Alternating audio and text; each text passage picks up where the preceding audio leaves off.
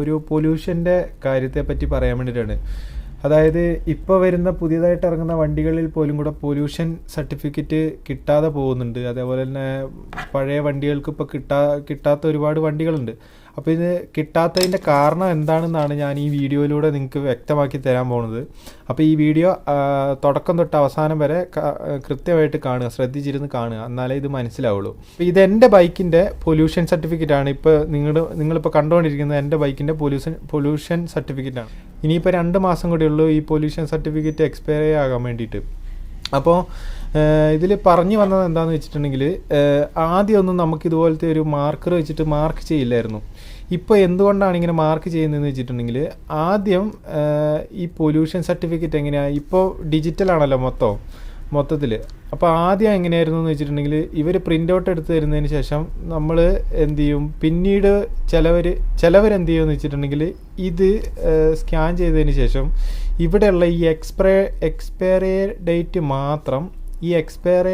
മാത്രം അവർ എഡിറ്റ് ചെയ്ത് മാറ്റിയതിന് ശേഷം 6 മാസത്തേക്കിന് മാറ്റിയതിന് ശേഷം അവരിനിപ്പോൾ രണ്ടാമത് പോയിട്ട് 10-20 രൂപയും കണ്ടേ ഉള്ളൂ അങ്ങനെ മാറ്റാൻ വേണ്ടിയിട്ട്.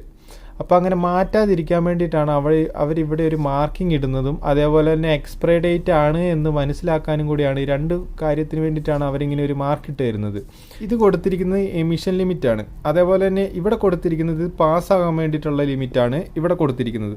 അപ്പോൾ നമുക്ക് ഈ പാസ്സാവുന്ന ലിമിറ്റാണ് ഇവിടെ വരിക കേട്ടോ. ഇതിൽ നമ്മുടെ കാർബൺ മോണോക്സൈഡ് എത്ര ശതമാനമാണ് നമ്മുടെ ബൈക്കിന് വേണ്ടതെന്ന്, അതായത് മാക്സിമം കാർബൺ മോണോക്സൈഡ് നമ്മുടെ ബൈക്കിന് വേണ്ടത് 3.5 ആണ്. അതായത് എൻ്റെ ബൈക്കിന് വേണ്ടത് 3.5 ആണ് മാക്സിമം ലെവൽ. അത് ഓരോ ബൈക്കിനനുസരിച്ച് ഈ കാർബൺ മോണോക്സൈഡ് കൂടുകയും കുറയും ചെയ്യും. അത് നിങ്ങളുടെ പൊല്യൂഷൻ സർട്ടിഫിക്കറ്റ് ഒന്ന് ചെക്ക് ചെയ്ത് കഴിഞ്ഞിട്ടുണ്ടെങ്കിൽ മനസ്സിലാവും. ഇത് എൻ്റെ 2006 മോഡൽ ബൈക്കാണ്. അപ്പോൾ പഴയത് വരുമ്പോൾ കുറച്ചുകൂടെ കൂടും, കാർബൺ മോണോക്സൈഡ് കുറച്ചുകൂടെ കൂടും. പുതിയത് ഇപ്പോൾ ഇറങ്ങുന്നതൊക്കെ കാർബൺ മോണോക്സൈഡ് കുറവായിരിക്കും. അപ്പോൾ 3.5 ആണ് കാർബൺ മോണോക്സൈഡ് വരിക. അതിൽ ഇവിടെ വരുന്നത് എൻ്റെ സർട്ടിഫിക്കറ്റിനകത്തുള്ളത്, അതായത് ഈ 21/8/2024 ടെസ്റ്റ് ചെയ്തപ്പം എൻ്റെ സർട്ടിഫിക്കറ്റിൽ കാർബൺ മോണോക്സൈഡ് വന്നത് 0.45 ആണ് കാർബൺ മോണോക്സൈഡ് വന്നത്. 0.45 ആണ് കാർബൺ മോണോക്സൈഡ് വന്നത്. അപ്പം ഇത് കുറവാണ്, 0.45 കുറവാണ്. 3.5 ഇവിടെ വന്നിട്ടുണ്ടെങ്കിലാണ് കൂടുക, അപ്പോഴാണ് റിജക്റ്റ് ആകുക. വളരെയധികം ശ്രദ്ധിക്കേണ്ട കാര്യങ്ങളായിട്ട് വരുന്നത് ഈ 2 എണ്ണമാണ്, കാർബൺ മോണോക്സൈഡും ഹൈഡ്രോ കാർബണുമാണ്. കാർബൺ മോണോക്സൈഡും ഹൈഡ്രോ കാർബണുമാണ് അത്യാവശ്യമായിട്ടും ശ്രദ്ധിക്കേണ്ടത്. ഇതിലെന്തെങ്കിലും മാറ്റം വരുമ്പോഴാണ് ബൈക്ക് പൊല്യൂഷൻ സർട്ടിഫിക്കറ്റ് കിട്ടാതെ ആകുന്നതും അതിൽ നിന്ന് റിജക്റ്റ് ആയി പോകുന്നതിൻ്റെ മെയിൻ ആയിട്ടുള്ള കാര്യം എന്താണെന്ന് വെച്ചിട്ടുണ്ടെങ്കിൽ, ഈ കാർബൺ മോണോക്സൈഡും ഹൈഡ്രോ കാർബണും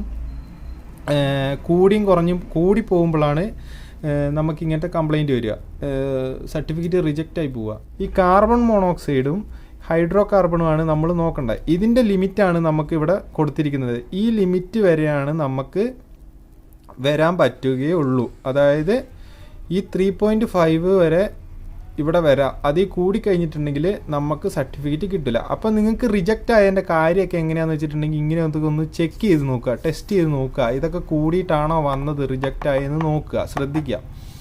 അപ്പം ഇനിയിപ്പോൾ പൊല്യൂഷൻ എടുക്കാൻ പോകുന്നവരും എന്ത് ചെയ്യുക, പഴയ സർട്ടിഫിക്കറ്റ് ഒന്ന് എടുത്തു വെക്കുന്നത് നന്നായിരിക്കും. അപ്പം നിങ്ങളുടെ എത്ര കൂടിയിട്ടുണ്ട്, കൂടുതലാകണോ, ഓരോ മാസം തോറും 6 മാസം കഴിയും തോറും കൂടുതലാകുകയാണോ ചെയ്യുന്നത്, അതോ അതേപോലെ സ്റ്റേബിളായിട്ട് തന്നെ നിൽക്കുകയാണോ ചെയ്യുന്നതെന്ന് നിങ്ങൾ ശ്രദ്ധിക്കുക. അപ്പോൾ ഈ വീഡിയോ നിങ്ങൾക്ക് ഇഷ്ടപ്പെട്ടു എന്ന് ഞാൻ വിചാരിക്കുന്നു. അപ്പോൾ അടുത്തൊരു വീഡിയോയുമായിട്ട് കാണുന്നവരെ എല്ലാ കൂട്ടുകാർക്കും ബൈ.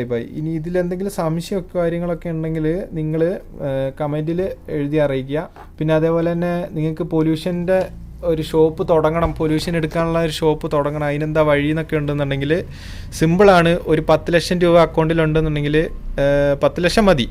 അറൗണ്ട് ഏകദേശം ഒരു 10 ലക്ഷം രൂപേൻ്റെ അടുത്ത് അക്കൗണ്ടിലുണ്ടെന്നുണ്ടെങ്കിൽ സുഖമായിട്ട് നിങ്ങൾക്കൊരു പൊല്യൂഷൻ സെൻറ്റർ തുടങ്ങാനായിട്ട് സാധിക്കും. അതിനകത്ത് ഈ നമ്മളിപ്പോൾ കൊടുക്കുന്ന ഒരു സർട്ടിഫിക്കറ്റിൻ്റെ വില എന്ന് പറഞ്ഞിട്ടുണ്ടെങ്കിൽ 80 രൂപയാണ്. അപ്പോൾ ഈ 80 രൂപ അവരെടുക്കുന്നത് ഈ കടക്കാരാണ് അത് എടുക്കുന്നത്. അതിനകത്ത് 1 രൂപ പോലും എം ബി ഡിക്ക് പോകുന്നില്ല, 1 രൂപ പോലും അതിനകത്ത് നിന്ന് എം ബി ഡിക്ക് പോകുന്നില്ല. എം ബി ഡിക്ക് ഒറ്റ പൈസ പോലും പോകുന്നില്ല. 80 രൂപ കറക്റ്റായിട്ട് ഈ കടക്കാരുടെ പോക്കറ്റിലേക്കാണ് വരുന്നത്.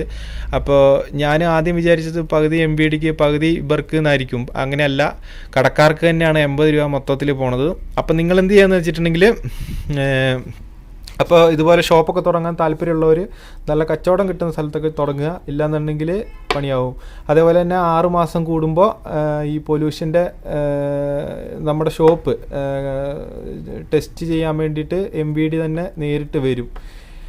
മോട്ടോർ വാഹന വകുപ്പ് തന്നെ നേരിട്ട് വന്നിട്ട് അത് ടെസ്റ്റ് ചെയ്തിട്ട് ക്ലിയർ ആണെന്നുള്ള ഓക്കെ ചെയ്തിട്ടാണ് നമുക്ക് അങ്ങനെ 6 മാസം കൂടുമ്പോൾ ടെസ്റ്റ് ചെയ്യാൻ വേണ്ടിയിട്ട് അവർ നമ്മുടെ വണ്ടിക്കും അതേപോലെ തന്നെ ഷോപ്പിനും ഉണ്ട്. അതായത് അവിടെ ഇരിക്കുന്ന മെഷീന് കാര്യങ്ങളൊക്കെ പുകയടിച്ച് അത് ക്ലിയറൊക്കെ ആക്കുകയൊക്കെ ചെയ്യണം. അത് അവിടുത്തെ ആൾക്കാർ തന്നെ വന്നിട്ട് റെഡിയാക്കി തരും. അല്ലെന്നുണ്ടെങ്കിൽ നമ്മൾ പുറത്തുനിന്ന് ആളെ വിളിച്ചിട്ട് അത് റെഡിയാക്കുകയാണ് ചെയ്യുക. അപ്പോൾ ഷോപ്പൊക്കെ തുടങ്ങാൻ ആഗ്രഹമുള്ളവർ തുടങ്ങിക്കോളൂ. നല്ലൊരു ബിസിനസ്സാണ് സംഭവം. പിന്നെ 6 മാസം കൂടുമ്പോൾ എം ബി ഡിക്ക് ഇത്ര ചെറിയൊരു എമൗണ്ട് ഉണ്ട്, ആ ഒരു എമൗണ്ട് കൊടുത്താൽ മതി. അല്ലാതെ വേറെ എക്സ്ട്രാ പൈസയൊന്നും അതിനകത്ത് പോവില്ല. അത് 6 മാസം കൂടുമ്പോൾ മാത്രം കൊടുത്താൽ മതി. അപ്പോൾ നല്ല കച്ചവടം കിട്ടുന്ന സ്ഥലത്തൊക്കെ ആണെന്നുണ്ടെങ്കിൽ നിങ്ങൾക്ക് ലാഭമാണ്.